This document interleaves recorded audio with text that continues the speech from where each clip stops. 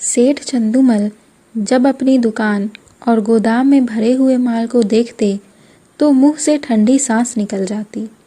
यह माल कैसे बिकेगा? बैंक का सूद बढ़ रहा है, दुकान का किराया चढ़ रहा है और कर्मचारियों का वेतन भी बाकी है। ये सभी रकमें गांठ से देनी पड़ेगी। अगर कुछ दिन यही हाल रहा तो दिवाले के सिवा और किसी तरह जान ना बचेगी। तिस पर भी धरने वाले नित्य सिर पर शैतान की तरह सवार रहते हैं। सेठ चंदूमल की दुकान चांदनी चौक दिल्ली में थी। मुफस्सिल में भी कई दुकानें थीं। जब शहर कांग्रेस कमेटी ने उसे विलायती कपड़े की खरीद और बिक्री के विषय में प्रतीक्षा करानी चाही तो उन्होंने कुछ ध्यान न दिया। बाजार के कई आढ़तियों ने भी उनकी देखा देखी प्रतिज्ञा पत्र पर हस्ताक्षर करने से इनकार कर दिया। चंदूमल को जो नेतृत्व कभी नानसीब हुआ था वह इस अवसर पर बिना हाथ पैर हिलाए ही मिल गया। वे सरकार के खैर रखवाह थे। साहब बहादुरों को समय समय पर डालियां नजर देते थे। पुलिस से भी घनिष्ठता थी। म्यूनिसिपालिटी के सदस्य भी थे। कांग्रेस के व्यापारिक कार्यक्रम का विरोध करके अमन सभा के कोषाध्यक्ष बन बैठे। यह इसी खैर रखवाही की बरकत थी। युवराज का स्वागत करने के लिए अधिकारियों ने उनसे 25,000 के कपड़े खरीदे। ऐसा सामर्थी पुरुष कांग्रेस से क्यों डरे? कांग्रेस है किस खेत की मूली? पुलिस वालों ने भी बढ़ावा दिया। मुआहिदे पर हरगिज दस्तखत ना कीजिएगा। देखें ये लोग क्या करते हैं। एक एक को जेल ना भिजवा दिया तो कहिएगा। लाला जी के हौसले बढ़े। उन्होंने कांग्रेस से लड़ने की ठान ली। उसी के फलस्वरूप 3 महीनों से उनकी दुकान पर प्रातःकाल से रात 9 बजे तक पहरा रहता है। पुलिस दलों ने उनकी दुकान पर वॉलेंटियरों को कई बार गालियां दी, कई बार पीटा। खुद सेठ जी ने भी कई बार उन पर बाण चलाए, परंतु पहरे वाले किसी तरह ना हटते थे। बल्कि इन अत्याचारों के कारण चंदूमल का बाजार और भी गिरता जाता। मुफस्सिल की दुकानों से मुनीम लोग और भी दुराशाजनक समाचार भेजते रहते थे। कठिन समस्या थी। इस संकट से निकलने का कोई उपाय ना था। वे देखते थे कि जिन लोगों ने प्रतिज्ञा पत्र पर हस्ताक्षर कर दिए हैं वे चोरी छिपे कुछ न कुछ विदेशी माल बेच लेते हैं। उनकी दुकानों पर पहरा नहीं बैठता। यह सारी विपत्ति मेरे ही सिर पर है। उन्होंने सोचा, पुलिस और हाकिमों की दोस्ती से मेरा भला क्या हुआ? उनके हटाए ये पहरे तो नहीं हटते। सिपाहियों की प्रेरणा से ग्राहक नहीं आते।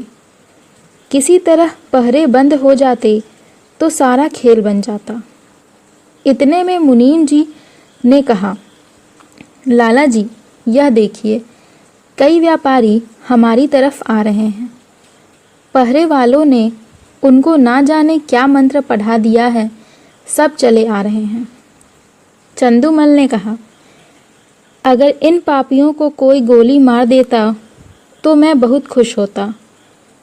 यह सब मेरा सर्वनाश करके ही दम लेंगे।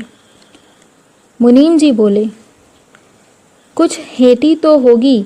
यदि आप प्रतिज्ञा पर हस्ताक्षर कर देते तो यह पहरा उठ जाता। तब हम भी यह सब माल किसी न किसी तरह खपा लेते। चंदूमल ने फिर कहा, मन में तो मेरे भी यह बात आती है, पर सोचो अपमान कितना होगा। इतनी हेकड़ी दिखाने के बाद फिर झुका नहीं जाता। फिर हाकिमों की निगाहों में गिर जाऊंगा और लोग भी ताने देंगे कि चले थे बच्चा कांग्रेस से लड़ने। ऐसी मुंह की खाई कि होश ठिकाने आ गए। जिन लोगों को पीटा और पिटवाया, जिनको गालियां दी, जिनकी हंसी उड़ाई, अब उनकी शरण कौन सा मुंह लेकर जाऊं? मगर एक उपाय सूझ रहा है। अगर चकमा चल गया तो पौ 12 है। बात तो तब है जब सांप को मारूं मगर लाठी बचाकर, पहरा उठा दूं पर बिना किसी खुशामद किए। 9 बज गए थे। सेठ चंदूमल गंगा स्नान करके लौट आए थे और मसनद पर बैठकर चिट्ठियां पढ़ रहे थे। अन्य दुकानों के मुनीमों ने अपनी विपत्ति कथा सुनाई थी। एक एक पत्र को पढ़कर सेठ जी को क्रोध आता जाता था। इतने में 2 वॉलंटियर गाड़ियां लिए हुए उनकी दुकान के सामने आकर खड़े हो गए। सेठ जी ने डांट कर कहा, हट जाओ हमारे दुकान के सामने से। एक वॉलंटियर ने उत्तर दिया, महाराज हम तो सड़क पर हैं, क्या यहाँ से भी चले जाएं? सेठ जी बोले, मैं तुम्हारी सूरत नहीं देखना चाहता। वॉलंटियरों ने कहा, तो आप कांग्रेस कमेटी को लिखिए, हमको तो वहाँ से यहाँ खड़े रहकर पहरा देने का हुक्म मिला है। एक कांस्टेबल ने आकर कहा, क्या है सेठ जी, यह लोग क्या टर्राते हैं? चंदूमल बोले, मैं कहता हूँ कि दुकान के सामने से हट जाओ, पर यह कहता है कि ना हटेंगे। जरा इसकी ज़बरदस्ती देखो। कांस्टेबल ने वॉलंटियरों से कहा, तुम दोनों यहाँ से जाते हो कि आकर गर्दन नापो? वॉलंटियर बोले, हम सड़क पर खड़े हैं, दुकान पर नहीं। कांस्टेबल का अभिष्ट अपनी कारगुजारी दिखाना था। यह सेठ जी को खुश करके कुछ इनाम इकराम भी लेना चाहता था। उसने वॉलंटियरों को अपशब्द कहे और जब उन्होंने उसकी कुछ परवाह ना की तो एक वॉलंटियर को इतने ज़ोर से धक्का दिया कि वह बेचारा मुंह के बल ज़मीन पर गिर गया। कई वॉलंटियर इधर उधर से आकर जमा हो गए। कई सिपाही भी आ पहुँचे।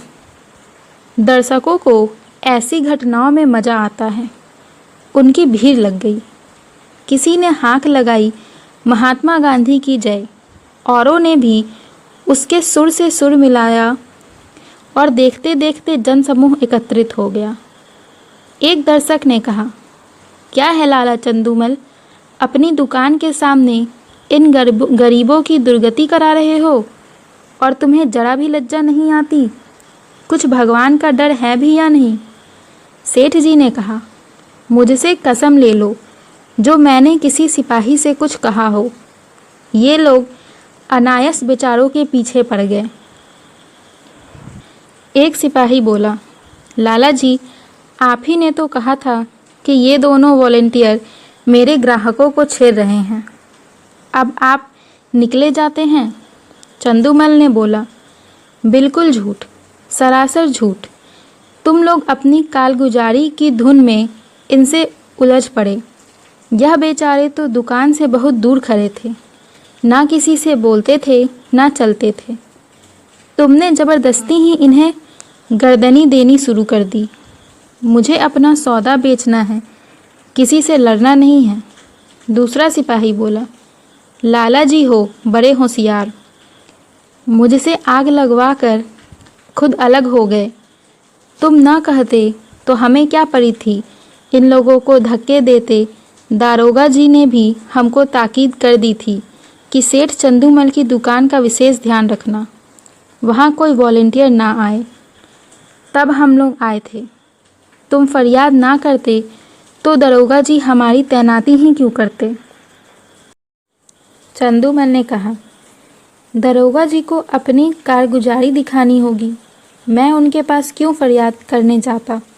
सभी लोग कांग्रेस के दुश्मन हो रहे हैं, थाने वाले तो उनके नाम से ही जलते हैं। क्या मैं शिकायत करता तभी तुम्हारी तैनाती करते?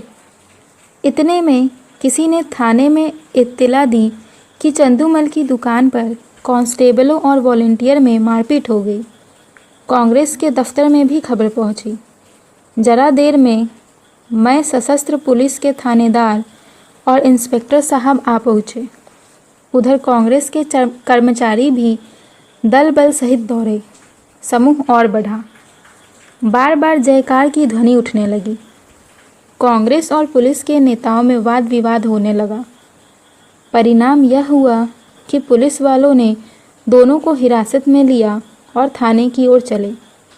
पुलिस अधिकारियों के जाने के बाद सेठ जी ने कांग्रेस के प्रधान से कहा, आज मुझे मालूम हुआ कि ये लोग वॉलंटियरों पर इतना घोर अत्याचार करते हैं। प्रधान ने कहा, तब तो 2 वॉलंटियरों का फंसना व्यर्थ नहीं हुआ। इस विषय में अब तो आपको कोई शंका नहीं है कि हम कितने लड़ाकू, कितने द्रोही, कितने शांति भंगारी हैं। यह तो आपको खूब मालूम हो गया होगा। चंदूमल ने कहा, जी हाँ, मालूम हो गया। प्रधान ने कहा, आपकी शहादत तो अवश्य ही होगी। चंदूमल बोले, होगी तो मैं भी साफ साफ कह दूंगा, चाहे बने या बिगड़े। पुलिस की शक्ति अब नहीं देखी जाती। मैं भी भ्रम में पड़ा हुआ था। मंत्री बोले, पुलिस वाले आपको दबाएंगे बहुत।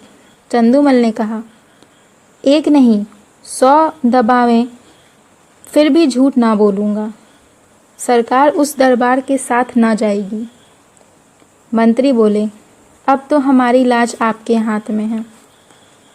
चंदूमल ने कहा, मुझे आप देश का द्रोही ना पाएंगे। यहाँ से प्रधान और मंत्री तथा अन्य पदाधिकारी चले तो मंत्री जी ने कहा, आदमी सच्चा जान पड़ता है। प्रधान जी बोले, कल तक खुद ही सिद्ध हो जाएगा।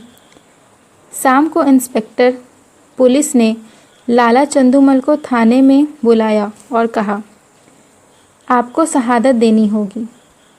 हम आपकी तरफ से बेफिक्र हैं। चंदूमल बोले, हाजिर हूँ।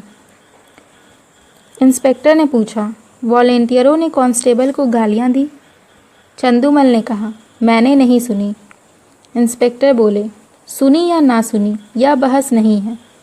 आपको यह कहना होगा, वह सब खरीदारों को धक्के देकर हटा रहे थे, हाथापाई करते थे, मारने की धमकी देते थे, ये सभी बातें कहनी होगी। दरोगा जी, वह बयान लाइए जो मैंने सेठ जी के लिए लिखवाया है। चंदूमल ने कहा, मुझसे भरी अदालत में झूठ ना बोला जाएगा। अपने हजारों जानने वाले अदालत में होंगे, किस किस से मुंह छिपाऊंगा? कहीं निकलने को जगह भी चाहिए। इंस्पेक्टर बोले, यह सब बातें निज के मामलों के लिए है। पॉलिटिकल मामलों में झूठ, सच, शर्म और हया किसी का भी ख्याल नहीं किया जाता। चंदूमल ने कहा, मुंह में कालिख लग जाएगी। इंस्पेक्टर बोले, सरकार की निगाह में इज्जत चौगुनी हो जाएगी। चंदूमल ने जरा सोच कर कहा, जी नहीं, गवाही न दे सकूँगा। कोई और गवाह बना लीजिए। इंस्पेक्टर बोले, याद रखिए, यह इज्जत खाक में मिल जाएगी। चंदूमल बोले, मिल जाए। इंस्पेक्टर ने कहा, अमन सभा के कोषाध्यक्ष का पद छिन जाएगा। चंदू ने कहा, उससे कौन सी रोटियां चलती हैं? बंदूक का लाइसेंस भी छिन जाएगा। छिन जाए। इंस्पेक्टर ने फिर कहा, इनकम टैक्स की जांच फिर से होगी। चंदू ने कहा, जरूर कराइए। दूसरे दिन इसी समय कांग्रेस के दफ्तर में कल के लिए कार्यक्रम निश्चित किया जा रहा था। प्रधान ने कहा, सेठ चंदूमल की दुकान पर धरना देने के लिए 2 स्वयंसेवक भेजिए। मंत्री ने कहा, मेरे विचार में वहाँ अब धरना देने की कोई ज़रूरत नहीं। प्रधान ने कहा, क्यों? उन्होंने अभी प्रतिज्ञा पत्र पर हस्ताक्षर तो नहीं किए। मंत्री ने कहा, हस्ताक्षर नहीं किए पर हमारे मित्र अवश्य हो गए हैं। पुलिस की तरफ से गवाही न देना यही सिद्ध करता है। अधिकारियों का कितना दबाव पड़ा होगा, इसका अनुमान किया जा सकता है। यह नैतिक साहस में परिवर्तन हुए बिना नहीं आ सकता। प्रधान जी बोले, हाँ, कुछ परिवर्तन तो अवश्य हुआ है। मंत्री बोले, कुछ नहीं महाशय, पूरी क्रांति कहना चाहिए। आप जानते हैं ऐसे मामलों में अधिकारियों की अवहेलना करने का क्या अर्थ है। यह राजविद्रोह की घोषणा के समान है। त्याग में संन्यास से इसका महत्व कम नहीं है। आज जिले के सारे हकीम उनके खून के प्यासे हो रहे हैं। आश्चर्य नहीं है कि गवर्नर महोदय को भी इसकी सूचना दी गई होगी। प्रधान जी ने कहा, और कुछ नहीं तो उन्हें नियम का पालन करने ही के लिए प्रतिज्ञा पत्र पर हस्ताक्षर कर देना चाहिए। किसी तरह उन्हें यहाँ बुलाइए, अपनी बात तो रह जाए। मंत्री जी बोले, वह बड़ा आत्माभिमानी है, कभी ना आएगा। बल्कि हम लोगों की ओर से इतना अविश्वास देखकर संभव है कि फिर उस दल में मिलने की चेष्टा करने लगे। प्रधान जी बोले, अच्छी बात है। आपको उन पर इतना विश्वास हो गया है तो उनकी दुकान छोड़ दीजिए। तब भी मैं यही कहूँगा कि आपको स्वयं मिलने के बहाने से उस पर नज़र रखनी होगी। मंत्री जी ने कहा, आप नाहक कितना शक करते हैं। 9 बजे सेठ चंदूमल अपनी दुकान पर आए तो वहाँ एक भी वॉलंटियर ना था। मुख पर मुस्कुराहट की झलक आई। मुनीम से बोले, कौड़ी चित्तपरी। मुनीम बोले, मालूम तो होता है, एक महाशय भी नहीं आए। चंदूमल ने कहा, ना आए और ना आएंगे, बाजी अपने हाथ रही। कैसा दाव खेला, चारों खाने चित्त। इन्हें दोस्त बनाते कितनी देर लगती है। कहिए अभी बुलाकर जूतियाँ सीधी करवाऊँ। टके के गुलाम हैं, ना किसी के दोस्त ना किसी के दुश्मन। सच कहिए, कैसा चकमा दिया। मुनीम जी बोले, बस यही जी चाहता है कि आपके हाथ चूम लूँ। सांप भी मरा और लाठी भी ना टूटी। मगर कांग्रेस वाले भी टोह में होंगे। चंदूमल ने कहा, तो मैं भी मौजूद हूँ। वह डाल डाल चलेंगे तो मैं पात पात चलूँगा। विलायती कपड़े की गांठ निकलवाइए और व्यापारियों को देना शुरू कीजिए। एक अठवारे में बेरा पार है।